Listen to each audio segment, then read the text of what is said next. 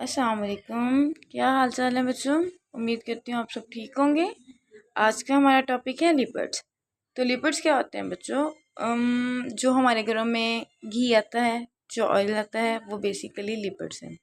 तो अगर हम लिपिड की डेफिनेशन करना चाहें तो आप लोगों के टॉपिक के बिल्कुल स्टार्ट में है कि लिपिड क्या है। अब इसका आपको शॉर्ट क्वेश्चन भी आ सकता है कि डिफाइन लिपिड्स। तो लिपिड्स जो हैं बच्चों वो हमारे पास ऑर्गेनिक कंपाउंड है। ऑर्गेनिक कंपाउंड मीन जिनमें कार्बन और हाइड्रोजन टुगेदर प्रेजेंट होगा, that are insoluble in water. कभी देखा है घी सॉल्युबल हुआ वाटर में या ऑयल सॉल्युबल हुआ वाटर में? कभी नहीं होता। क्यों? क्योंकि ये इनकी करेक्टरिस्टिक्स है, ये पानी में हल नहीं होते, but are soluble in organic solvents. पर के किस में हल होते हैं ये? Organic solvents. जैसे कि अगर आप अल्कोहल ले आओ ना, यानी शराब, उसमें घी सॉल्युबल हो जाएगा, ईथर में हो जाएगा, बेंजीन में हो जाएगा। They are composed of glycerol and fatty acid. किससे मिलके बनते हैं ये? ग्लिसरॉल से मिलके और फैटी एसिड से मिलके बनते हैं। ये सारे मैक्रो मॉलिक्यूल्स हैं ना, तो मैक्रो मॉलिक्यूल मोस्टली कुछ छोटे मॉलिक्यूल से मिलके एक बड़े मॉलिक्यूल बने हुए होते हैं। यानी मैक्रो मीन बड़े, बने कैसे हैं वो? छोटे मॉलिक्यूल्स के मिलने से। और इसके दोनों छोटे मॉलिक्यूल कौन से हैं? ग्लिसरॉल और फैटी एसिड। तो ग्लिसरॉल क्या है बच्चों? तो ग्लिसरॉल की डेफिनेशन हमारे पास ये है, व्हाट इज ग्लिसरॉल, ये इसका क्वेश्चन बन सकता है। तो ग्लिसरॉल जो है वो एक हमारे पास अल्कोहलिक कंपाउंड है। हमेशा जो भी अल्कोहलिक कंपाउंड होता है ना बच्चों, उसमें OH प्रेजेंट होता है। क्या प्रेजेंट होता है? OH। Glycerol is an alcohol having 3 carbon atom. यानी ऐसा अल्कोहल है ग्लिसरॉल जिसमें 3 कार्बन एटम होते हैं। जैसे कि ये देखो, 1 कार्बन, 2 कार्बन और 3 कार्बन प्रेजेंट है इसमें। और साथ में ये OH OH OH लगा हुआ है, तो इसका मतलब ये क्या है? अल्कोहल है। Each carbon has deoxy each carbon has hydroxyl group. Her carbon के साथ क्या क्या लगा हुआ है? हाइड्रोक्सिल ग्रुप लगा हुआ है। तो आपने ग्लिसरॉल का साथ में बच्चों फार्मूला भी करना है और साथ में आप लोगों ने इसकी डेफिनेशन भी करनी है। उसके बाद आ जाता है हमारे पास फैटी एसिड। तो फैटी एसिड क्या है हमारे पास बच्चों? 2 चीज़ों से मिलकर बना था ना हमारे पास lipid. The first one was the glycerol, जिसकी डेफिनेशन हम लोगों ने कर ली। अब हम फैटी एसिड की तरफ आते हैं। तो ये लॉन्ग चेन हाइड्रोकार्बन्स हैं, यानी कार्बन हाइड्रोजन के लंबी चेन वाले स्ट्रक्चर हैं with carboxylic group. Carboxylic group हमारा कौन सा होता है? COOH वाला ग्रुप एट द एंड, यानी कि उनके एंड पे क्या लगा होगा? COOH लगा होगा। तो हमारे पास जो फैटी एसिड्स हैं ना बच्चों, वो 2 तरह के हैं। जैसे हमारे पास अमाइनो एसिड 2 तरह के थे, इसी तरह फैटी एसिड भी हमारे पास 2 तरह के हैं। तो ये कौन कौन से फैटी एसिड्स हैं हमारे पास? सबसे पहले हमारे पास सैचुरेटेड फैटी एसिड्स और दूसरे नंबर पे है अनसैचुरेटेड फैटी एसिड। तो सैचुरेटेड फैटी एसिड्स कौन से होते हैं बच्चों? ऐसे फैटी एसिड्स जो हमें रूम टेम्परेचर पे सॉलिड फॉर्म में मिलते हैं ना, उनको सैचुरेटेड फैटी एसिड्स बोलते हैं। सैचुरेटेड फैटी एसिड्स में सारे कार्बन्स के साथ हाइड्रोजन लगा होता है और वो सिंगल बॉन्ड, यानी कार्बन का जो भी बॉन्ड होगा वो सिंगल बॉन्ड के जरिए हाइड्रोजन के साथ लगा हुआ है। ये देखो, ये सारे single bond single bond single bond. ये जो C के ऊपर आप डबल बॉन्ड O देख रहे हैं ना, और ये वाला O, ये इनका फंक्शनल ग्रुप है। COOH को जब हम स्ट्रक्चरली लिखते हैं तो वो ऐसे लिखे जाते हैं, दरमियान में C आ गया, एक O जो ऊपर वाला 2 बॉन्ड बना दिया उसने, इधर O लग गया और साथ में H लग गया। इसने 2 बॉन्ड क्यों बनाया है बच्चों? क्योंकि कार्बन हमेशा 4 बॉन्ड बनाने की सलाहियत रखता है। तो वो क्या करता है? एक उसने पिछले कार्बन के साथ बना दिया, एक इसने ऑक्सीजन के साथ बना दिया, तो अभी उसके पास 2 बॉन्ड बनाने की सलाहियत है, वो दोनों उसने ऑक्सीजन के साथ बना दिए। तो saturated fatty acids are the internal carbon bonded with the maximum number of hydrogen atom. यानी ये इंटरनल कार्बन है और उसके इर्द गिर्द मैक्सिमम नंबर ऑफ हाइड्रोजन लगे हैं। यानी एक कार्बन के साथ मैक्सिमम 4 चीज़ें लग सकती हैं। तो 3 उन्होंने इधर कार्बन लगा दी, सॉरी हाइड्रोजन लगा दिया, और चौथे नंबर पे हमारे पास क्या लगा दिया? कार्बन लगा दिया।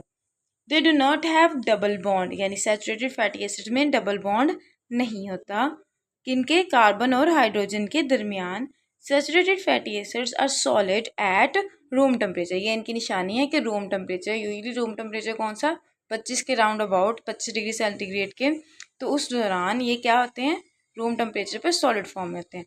अनसैचुरेटेड फैटी एसिड्स क्या होते हैं बच्चों? अनसैचुरेटेड फैटी एसिड्स वो होते हैं जो जिनमें कार्बन और कार्बन के दरमियान डबल बॉन्ड पाया जाता है।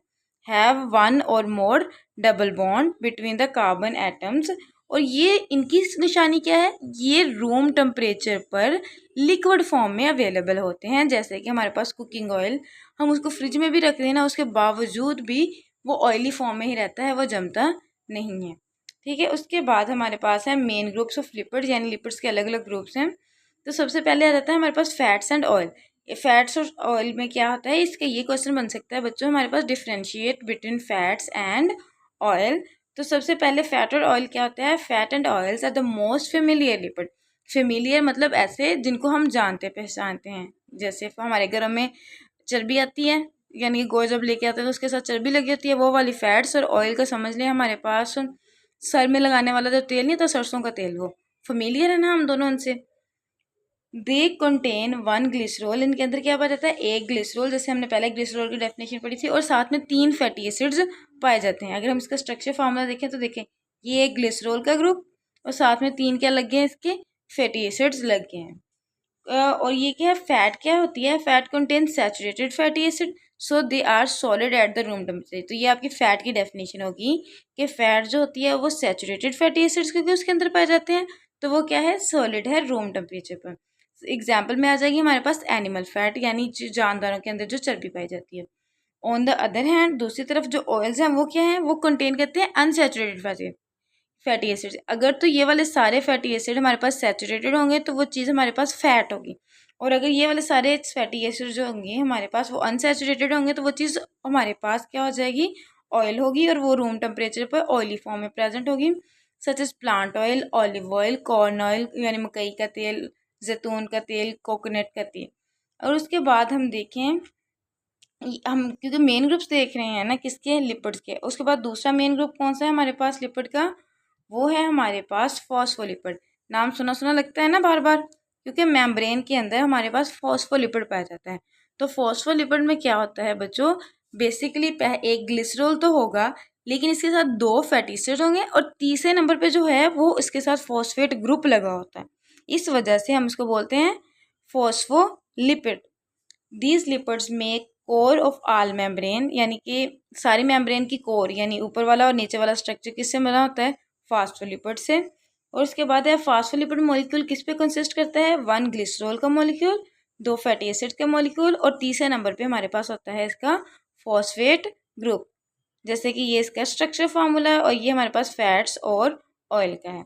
उसके बाद आ जाते हैं हमारे पास सोर्सेज बच्चों की, इसके सोर्सेज कौन कौन से हैं, ये हमें कहाँ से मिलते हैं, तो 2 तरह से मिलते हैं। एक होते हैं हमारे पास एनिमल फैट्स या एनिमल लिपिड्स, वो हमें एनिमल की मीट से मिलता है, और हमें मिलता है डेयरी प्रोडक्ट से, यानी दूध के ऊपर जो मलाई आ जाती है।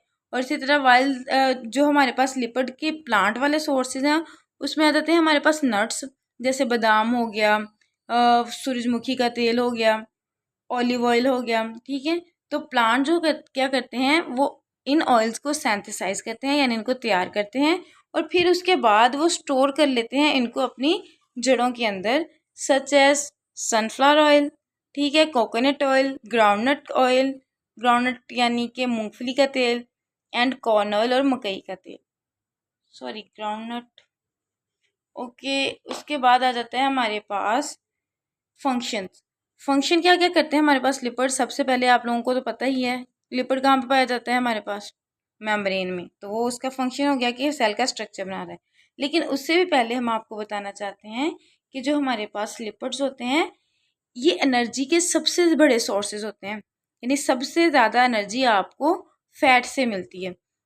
अगर आप एक नवाला रोटी का खाते हैं और इसके नतीजे और उसके मुकाबले में आप थोड़ा सा घी खा लेते हैं तो आपको घी से ज़्यादा एनर्जी मिलेगी। लेकिन मसला क्या होता है कि घी हमारी बॉडी में जाके स्टोर भी हो जाता है, और दूसरी बात यह है कि जब हमारे माइंड ने काम करना होता है ना तो हमें फ्रेश ग्लूकोज चाहिए होता है, ना कि लिपिड्स चाहिए होता है। इसलिए हम लिपिड्स कम लेते हैं और कार्बोहाइड्रेट्स जो होते हैं वो ज़्यादा लेते हैं। Lipids are most energy rich biomolecule, यानी सबसे ज़्यादा एनर्जी इनमें पाई जाती है। They serve as a long term energy reserves in the form of fat in adipose tissue, यानी जो एडिपोज टिश्यू जो हमारे चर्बी वाले टिश्यूज होते हैं उनको हम बोलेंगे एडिपोज टिश्यू। उनमें ये एनर्जी के ज़ख़ीरे नहीं, जैसे हम लोग बना के, जैसे हम घरों में स्टोर हाउस बना के रख लेते हैं कि जब चीज़ ख़त्म होगी तो हम वहाँ से ले लेंगे, इसी तरह सेल में जो एडिपोज टिश्यू होता है वहाँ पे ना स्टोर हाउस बनाया होता है किनका, लिपिड्स का कि जब कभी अगर किसी को खाना नहीं मिलता तो हम वो वाली फैट जो होती है उसको बर्न अप करके उससे एनर्जी ले लेंगे। यानी कि जब हम रमज़ान में रोज़े रखते हैं तो मॉर्निंग टाइम हम लोग लेते हैं ना ग्लूकोज, ये खुराक लेते हैं सारा दिन, फिर हम कहाँ से लेते हैं? वो सारा दिन यही इन्हीं एडिपोज टिश्यू से मिलती है हमें खुराक। और अगर कोई क्या है कि कोई बंदा है जो खाना खाना नहीं खा रहा, 2-3 दिन हो गए, तो उसको वो एनर्जी कहाँ से मिल रही है बोलने की, चलने फिरने की? उसको वो एनर्जी मिल रही है उनके एडिपोज टिश्यू में, जो कि उन्होंने रिजर्व बना के उसके एडिपोज टिश्यू में रखी हुई थी। ठीक है। और इसी तरह अगर कोई बंदा जो है वो डाइट करना चाहता है तो वो क्या करेगा? अगर वो खुराक खाना कम कर देगा, ठीक है, तो क्या होगा उसके नतीजे में? उनके जो बॉडी में एडिपोज टिश्यू स्टोर हुए हैं, चर्बी की लेयर स्टोर हुई हुई हैं, वो मेल्ट होना शुरू हो जाएंगी, उससे वो बॉडी उससे एनर्जी लेना शुरू हो जाएगी और उसकी डाइटिंग जो है वो सक्सेसफुल हो जाएगी। When the body require energy, these stored lipids are broken down to release fatty acid and glycerol। यानी कि जिनसे बने हैं, टूटना भी तो उन्होंने उसी में ही है, तो ये किस में कन्वर्ट हो जाते हैं? फैटी एसिड में और ग्लिसरॉल में। वो क्या करते हैं? Which can be use as a fuel of energy, जो कि एनर्जी के फ्यूल के तौर पर इस्तेमाल हो सकते हैं। दूसरे पॉइंट पे आ जाता है कि हमारे पास जो लिपिड्स है वो एसेंशियल कंपोनेंट है किसका? हमारी सेल मेम्ब्रेन का। उसके बाद ये एक इम्पॉर्टेंट फंक्शन बताती हूँ आपको कि जो लिपिड्स हैं वो इंसुलेटर के तौर पर काम करते हैं। इंसुलेटर क्या होता है बच्चों? इंसुलेटर ऐसी चीज़ होती है जो हमारी बॉडी को हरारत से बचाती है। तो अक्सर औकात हमारे ऑर्गन्स जो होते हैं उनके ऊपर थोड़ी थोड़ी लेयर फैट की होती है, ताकि वो हमारी बॉडी के जो वाइटल ऑर्गन्स हैं उनको प्रोटेक्ट कर सके। For example adipose tissue surround करते हैं ऑर्गन्स को, तो वो कुशनिंग प्रोवाइड करते हैं। जैसे कि हमारा समझ लें हमारे गुर्दे, उनके इर्द गिर्द चर्बी होती है ना, तो वो क्या करती है? एक तो उसको कुशनिंग प्रोवाइड करती है और साथ में उसको हीट से बचाती है, हीट से प्रोटेक्ट करती है। कुछ लिपिड्स जो होते हैं वो हार्मोन्स की सिंथेसिस में भी इस्तेमाल होते हैं, जैसे कि स्टेरॉइड्स हो गया, ये भी लिपिड से बनते हैं। और वो कौन सा लिपिड है? वो है कोलेस्ट्रॉल्स।